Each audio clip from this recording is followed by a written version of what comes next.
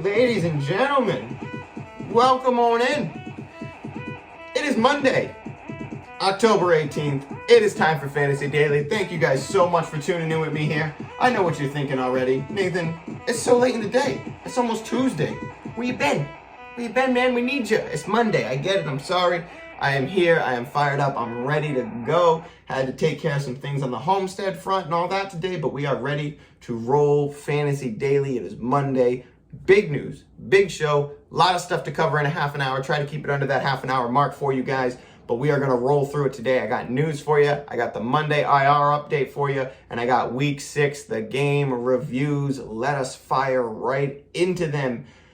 Big piece of news that we're going to talk about is it is 15 days until the NFL trade deadline. So the reason that I bring this up is that every year there's really kind of, a lot of stories and reports that come out. This team's wide receiver needed. This team's going to trade this wide receiver, blah, blah, blah. A lot of stuff comes out, a lot of stories come out, and some people react off of that almost immediately. So somebody like Michael Gallup, for example, he was probably going to be in a lot of trade reports where, reporters come out, blah, blah, blah, team sources come out, and they're like, oh, they could possibly trade for Michael Gallup. Usually when this happens at this time of year, you get 15 trade rumors, and one of them, and that is right. So I just want to bring that up, that as the trade deadline approaches, don't react too heavily to these stories that do come out, because it's very rare that you see the story that you're reading actually come true, and it's very hard for NFL trades to actually get done. Unless somebody's needing, you got to do something, you know what I mean? Like Seattle might be trading for a quarterback. They might be going to get Cam Newton, something like that. But I wouldn't overreact to the news until it actually happens. If there's a player that you really like if you're a huge Michael Gallup fan and you want to put him on your team and see what happens, maybe that's different. But I just want to say before that starts to happen, the reports start rolling in, especially about 8 days from now. Don't overreact to those reports. Stay true with your team. Stay in the moment with what's going on in the NFL world and the play world, the statistics world, the way that the games are rolling over, the game scripts that we can have now that we have a great sample size of the season, or a good portion of the size of the season. So just don't overreact to those. Don't, pad your bench with a bunch of what-if players. Stay the course. Don't drop players that you need for prospects that might blow up in your face and it never happens. So keep that in mind. Tonight, Buffalo at Tennessee. If you guys want to hear my game recap or my game breakdown of that, check that out on the Sunday show. Right at the end of the show, that's when I cover the Buffalo-Tennessee game. But for those of you who I told to start A.J. Brown, even though you were worried about his injury, he is active tonight. So A.J. Brown's in there. Hopefully you did start him. Hopefully he has a good night as well, but I'm confident in him tonight. Dak Prescott, we just got the official news that he has a calf strain. They're going into the bye week this week, but his week 8 status is in question. So if you're the Dak Prescott manager, keep that in mind. Keep it in mind that he's going into the bye week, but whatever quarterback you're picking up, on waivers or whatever it may be to have for week 7, you might need him for week 8. So keep that in mind going into next week. I'll say it a couple times throughout the week to remind you, but make sure you keep that in mind. That way, if he is out, you already have a quarterback. You don't need to waiver him. You already have your roster set up where you need it to be. So keep that in mind. Moving over to Cleveland. Obviously, they're really, really banged up. Kareem Hunt is the big news over there. Kareem Hunt is expected to miss 3 weeks at least. He could even miss up to 5 weeks. So Kareem Hunt managers, he's going to hit your IR. You're going to be able to put him on there and hang on to him there for now. But this is big news. And we're going to talk more about, Cleveland and the running back implications when we get to the game. But this is big news. Prepare to be without Kareem Hunt. And we'll talk about the backups over there soon. Baker, he had an MRI this morning. They're getting a second opinion on it. So the news came out about 5 o'clock that Baker's getting the second opinion on his MRI. So being that he's getting a second opinion on his MRI, might have not gotten good news with the first one, and they play on Thursday. So if Baker is your quarterback, you might want to look for a replacement right now. And no, they're not on bye next week, so you don't have to worry about that. But you might have to find a replacement for this week. If Joe Burrow's still out there and you can waiver him tomorrow, I definitely would. Baker is he's going to be hurting. That's a short week. So if you can go and get Joe Burrow and, not miss out on losing a quarterback, then keep that in mind. Sip time. Antonio Gibson. He underwent an MRI today. We're waiting for official news, official report, but he is expected to miss some time. So we've talked about J.D. McKissic a lot and how I want him on your team, but you got to keep into consideration that Gibson is going to miss time here. So if you're the Antonio Gibson manager, he is going to miss time. He's expected to miss time, but he's going to. So prepare for that. Hopefully you can go grab J.D. McKissic. Hopefully you've had the handcuff, but it's cuffing season. You know what I mean? It's maybe cuffing season for all those girls out on Tinder and all the dating apps and all you guys out there. But it's cuffing season in the NFL as well. It's cuffing season in fantasy football for sure, because we have all these players here who are, good talent behind running backs who are the number ones who would get injured. So it's cuffing season, boys. Go out there and get your running back twos and your backups, because you're going to need them and they're going to have tremendous value going forward. I've been, high on J.D. McKissic and Tony Pollard, all those guys. They're showing value right now while the team still has that running back, and then running backs are falling off to injury. They're wildly valuable. So, A.J. Dillon, the guys that I just talked about, gotta keep them into consideration. Alexander Madison, gotta keep him on your team this time of year.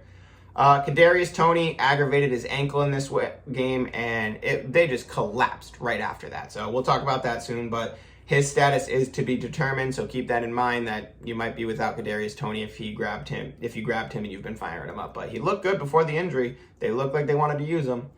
Paris Campbell, he has a bad foot injury. He will miss a significant amount of time. So Paris Campbell might be done until the end of fantasy playoffs. So Paris Campbell might be out for a long time. Hilton, aggravated tissue injury. Hilton is just an injury machine, so we'll talk about that more when we get into the Indianapolis games.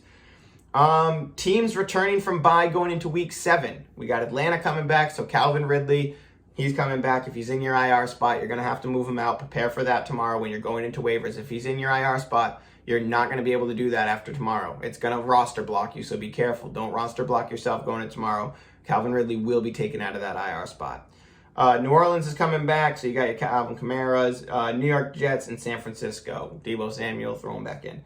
The teams going into bye, and the reason I'm bringing this up right now is it is bye-pocalypse. This along with week 13, and I think it is, week 9 and week 10 are pretty bad. Week 10 is not so bad. Week 9 is but week 7 is the really, really, really bad bye week. So you got Buffalo, Dallas, Jacksonville, Minnesota, Pittsburgh, and the Chargers.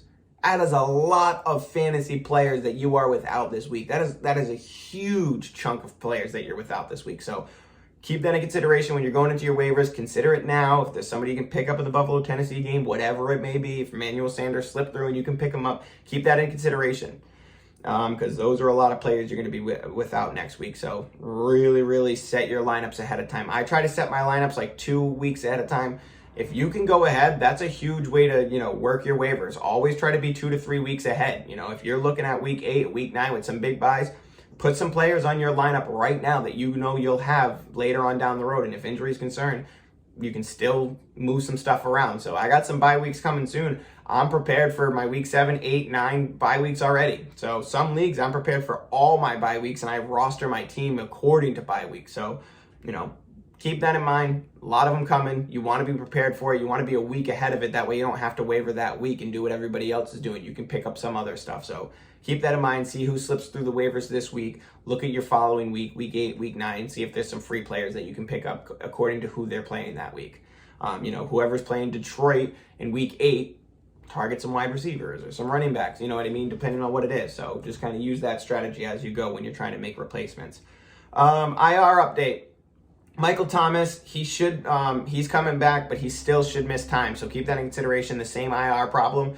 He might come off IR for 2 days and be at questionable. So don't roster block yourself. Keep that in consideration. Set your lineup for next week now if you can.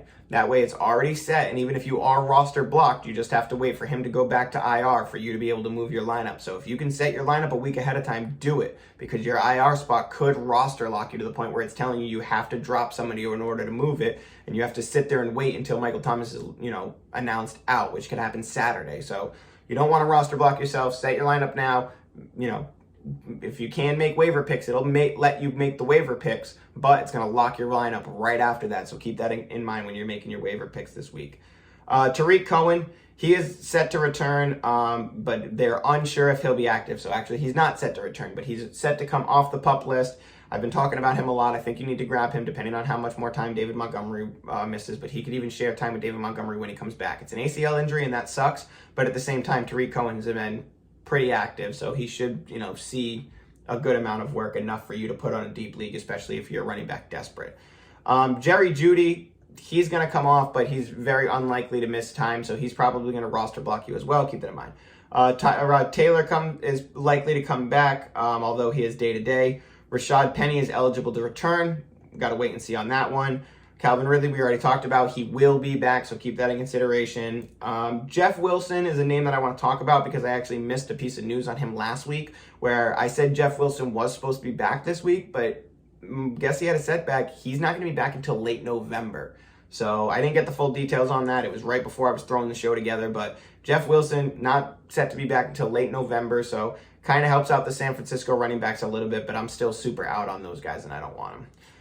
All right, boom, boom, boom. So let's talk about the Sunday 1 p.m. games. If you guys want to hear about Minnesota and Jacksonville on Sunday, I did cover that one on TikTok, so I didn't get to really, go over my thoughts on that one. So unfortunately, that's something I have to alter on this show as well. Make sure I get those early games on my Sunday shows. Try to live stream on both outlets. That way you guys can catch up with it when you need to.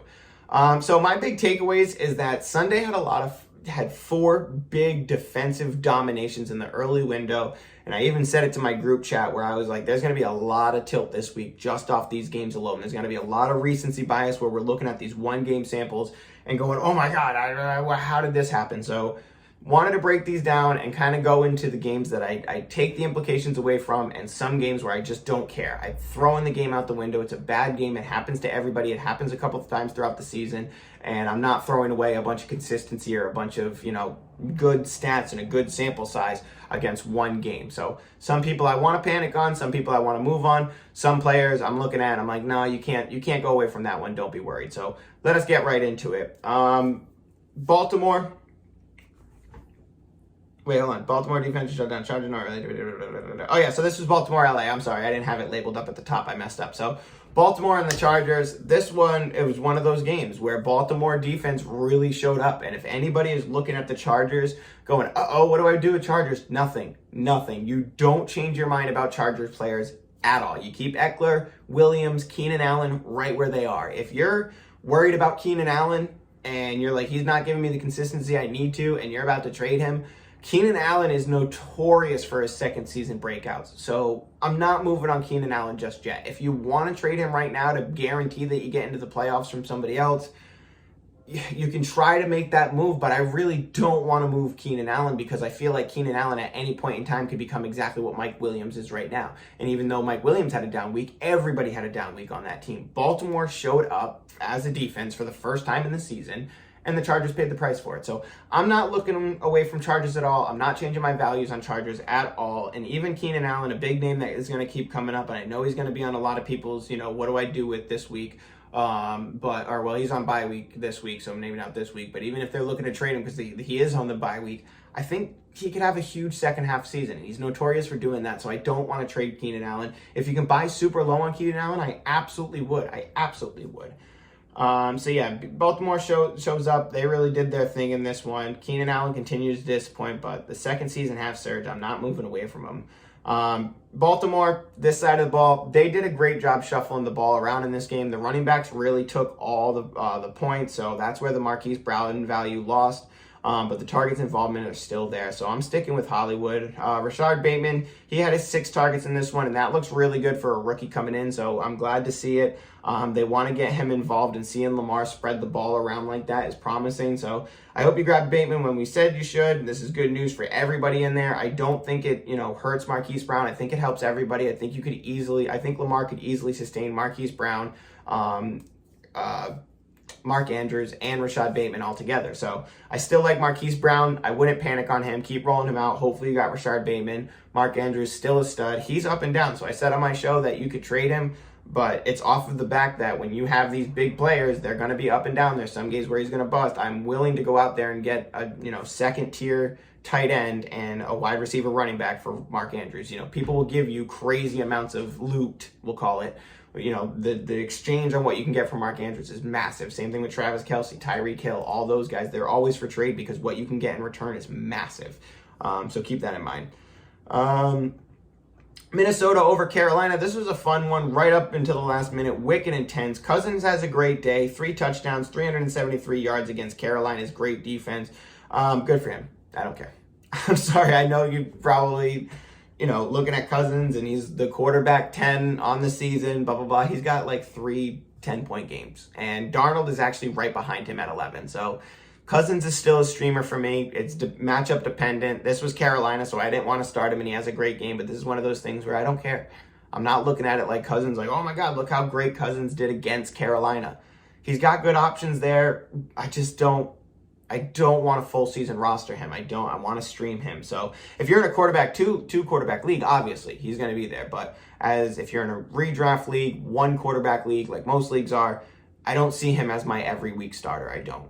But good for him. The whole team balled out. Everybody had a good day over there, including KJ Osborne. Sam Darnold, Carolina side of the ball. Sam Darnold really struggled in this one, and it was a combination. A lot of misses on his part, a ton of drops from his receivers. They were all just not on the same page at all until they really needed it. Like the last few minutes of the game, they really popped off and showed that they were a team. They could do it, and they have potential to play like that all the time. So seeing them not do it really does bum me out in that game against Minnesota. But at the same time, I'm not taking too much away from this because it was kind of what we said before the game. I don't want Robbie Anderson. He's a deep reach for me. He's lucky he got the touchdown in this one. He was 3 for 11. 3 for 11. Come on, Robbie. 3 for 11? You can't blame, you have to put some on the wide receiver there. So Robbie's still in the field of, I don't like it. I'll play it if I have to, but I don't like it. Terrence Marshall, I think we got to get him more involved. I really want to see Terrence Marshall get more involved. He wasn't in this game either, but I really want to see him get more involved.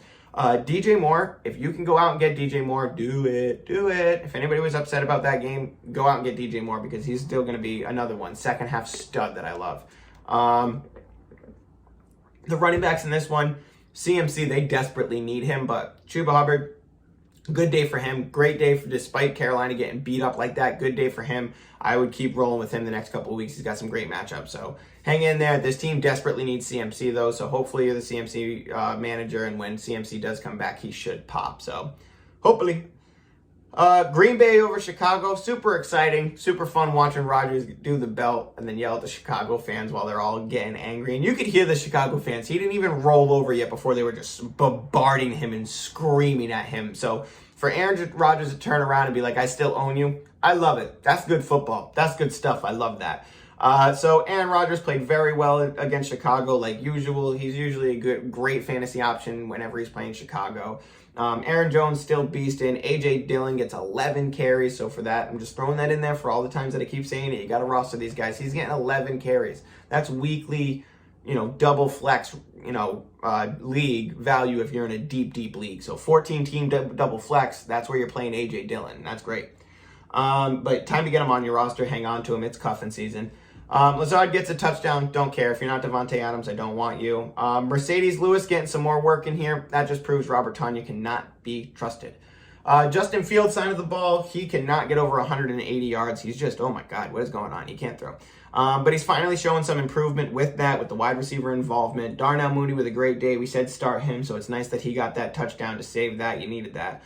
But he's still clearly the wide receiver that Fields likes throwing to over Allen Robinson, which is a big deal. So Robinson, between him and Mooney, they got 15 targets. That's still kind of promising. So if you traded for Allen Robinson recently, you're not happy, but at least the value can't go any further down. So at least it's going up. You know what I mean? You can't be any more sad. You're already sad about Allen Robinson. So at least it looks like it's going up. But yeah, I'm still on Mooney and Robinson. But if I have Robinson, I still want to move away from him. But if you're kind of stuck with him, and you can't package him or anything, at least the stock's ticking up a little bit. Maybe you can try to use that argument. Good luck, but you can try. Khalil Herbert, good day. Keep rolling him out as long as Tariq Cohen and Damian Williams are out. Once Damian Williams comes back, then I think Khalil Herbert's going to take more of a back seat, obviously. Then once Tariq Cohen comes back, I think it's going to be Damian Williams and Tariq Cohen. And then once David Montgomery comes back, I think David Montgomery's going to take the lead, but it's going to be a little bit of a mess between the other three guys. Cincy over Detroit. Now I got to try to speed this up. I got a lot of games going. Actually, Spotify listeners, you're probably going to have to roll over to the show today. This one's definitely going to go over a half an hour, but I'm still going to try my best to really speed this up for you guys and break this out so I'm not holding you hostage over here all night. So, Cincy over Detroit. Cincy defense just annihilated a mess of a team. Detroit was just, oh my God, bad. Oh my God, you're so bad. I really can't sum up Detroit's performance after their hyped up week. It's bad. They threw the ball 42 times and they completed 28 for 202 yards. That's useless. So Goff looked better for a couple weeks and then he fell right back to where he was. This team really cannot be trusted. I understand getting struggles and I understand all that, but they didn't bounce like Carolina did where when they really needed it, they rallied. The only reason they scored any points is because Cincinnati had already won the game. They were in victory mode and gave up. So it's pretty much what we've been saying. As far as Detroit, we got a little bit higher on some wide receivers going into it, but TJ Hawkinson and DeAndre Swift are the only people that I trust on this game, the only players that I trust on this team, and that's probably rest of season. We can probably plant that flag that rest of season, I don't want anybody besides DeAndre Swift and TJ Hawkinson on that team. Cincy side of the ball, Joe Burrow, let's go. I've been saying it. Joe Burrow, you got to get him in your lineup. I'm glad because this week he balled, and I think he's going to keep balling. I know he's playing Detroit, but he's super solid. He's going to keep being solid. And I'd rather have Joe Burrow over a lot of quarterbacks. I'd rather have Joe Burrow over Cousins rest of the season. Big news in this game that I really want to talk about is Tyler Boyd. What the hell was that? What the hell was that, Tyler? That's all I can say. What the hell was that, guys? That should have been a good game for him. Should have been. When the team plays like that, come on, man. Come on. So, 3 targets, 1 catch, 7 yards. Massive red flag in a game like this. I don't think he got injured. I don't think I missed an injury, but if I did, that would explain differently. I'll check into that after the show. But 3 targets, 1 catch, 7 yards, massive red flag in a game like this. Consistency is key, and for Higgins to immediately come back into the fold for Burrow like that, it has me very worried about Boyd. So I'll hold him or package trade him if I can. I don't want to ride the roller coaster with them. I love Jamar Chase. I think Joe Mixon has, a great day against Detroit, obviously, but he's a nice trade target if you can trade for him low. But yeah, I think it's Jamar Chase and T. Higgins is going to be hard to trust, but at the same time, that was bad for Tyler Boyd. That's a very worrying piece for me, is if you can fall off like that in a game where they're destroying like that, that's makes no sense to me. Indy over Houston.